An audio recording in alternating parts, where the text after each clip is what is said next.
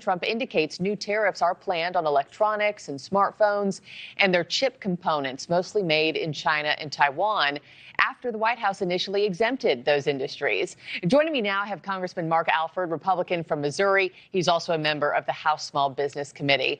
Congressman, it's always a pleasure to have you. You have called these tariffs long overdue, right, to put the American economy, workers, our national security first. I'm just curious, what are you hearing from your constituents right now? Well, look, I think everyone's, first off, Marky, thanks for having me on. I think everyone's a little bit concerned about the uncertainty of all this. But I keep telling them, and in the long run, and I don't think it's going to be that big of a long run, we're going to see onshoring of manufacturing once again. The bottom line is, I've done a couple of speeches this past weekend to different groups. We have got to cut our dependence on communist China. For way too long, we've been dependent on the cheap goods made from China, immediate gratification, things that are delivered to your doorstep within 12 hours sometimes. And we've got to get off of that. We've got to onshore manufacturing, bring chip manufacturing, pharmaceutical manufacturing, other manufacturing back to the United States of America. It took several decades for us to lose that grip and really hinder our economy. It's not going to happen overnight, but in the long run, it will be worth it. And tell me, I was reading your recent op-ed for the Missouri Times, and you admit that there may be temporary discomfort on the horizon for folks. But Congressman, how much do you think Americans are willing to take before the administration may have to reverse course here? Well, look, we haven't been at war really for some time, something like World War II, where Americans really had to buckle down and save and sacrifice. We are almost on a wartime footing when it comes to China. They are intent on, I think, moving on Taiwan. They are intent on spying on us, stealing our intellectual property. With their Belt and Road Initiative, making the investments in the Western Hemisphere, which could eventually threaten us should we actually go to war with China. We have to be prepared. They are outpacing us in military assets. They are outpacing us in construction in some of these foreign countries in their investment. And we're just going to have to buckle down and do it.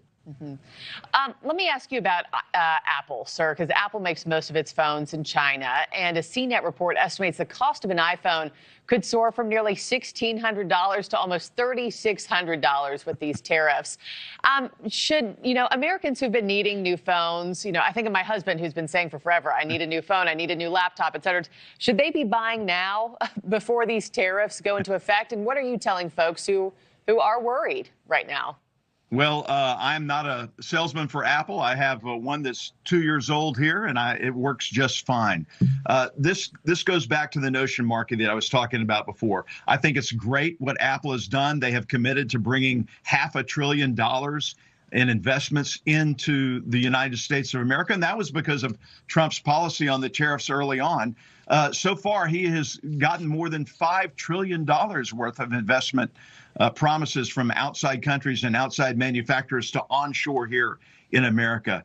Look, you may not need the newest iPhone, and that may hurt iPhone stock a little bit, but we are going to make the sacrifices that we need now to make sure we can prosper as a country so that we can be strong again on the world stage. Do you worry at all about Republican elections in the future? President Trump got elected for two reasons. It was the border and it was the economy. I mean, everybody you ask said he was the man to, right consumer prices and inflation, et cetera, et cetera. Do you worry that if these consumer prices stay spiked for quite some time, that spells out trouble for Republicans moving forward? Well, certainly, I think that, when you go to the grocery store, you want things to be cheaper than they were under the previous administration. Eggs have come down quite a bit. I think you're seeing the cost of gas definitely come down, and you will see that dip even further as oil prices continue to go down because of Joe Biden's war on energy is over. And there's a new sheriff in town, and we are going to drill, baby, drill. We're going to open the pipelines, and we're going to make things happen. So I'm not too concerned about consumer prices. We've seen the consumer price index come down. Some of the prices are lower than they were in 23. What I'm more concerned about is the Democrats, and they don't have a message. They don't have a vision. They don't have a leader. We are beating them on the policies.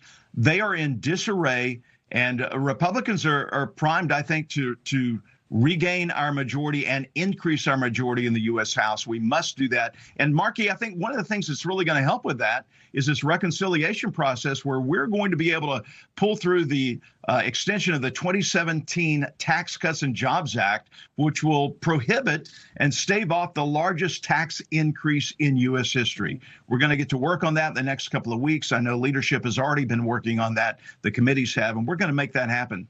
Well, I'd love to have you back on in the wake of those changes. I got to end it there for today, but Congressman Mark Alford, thank you as always for your time, sir. Appreciate it. Thank you, Markey.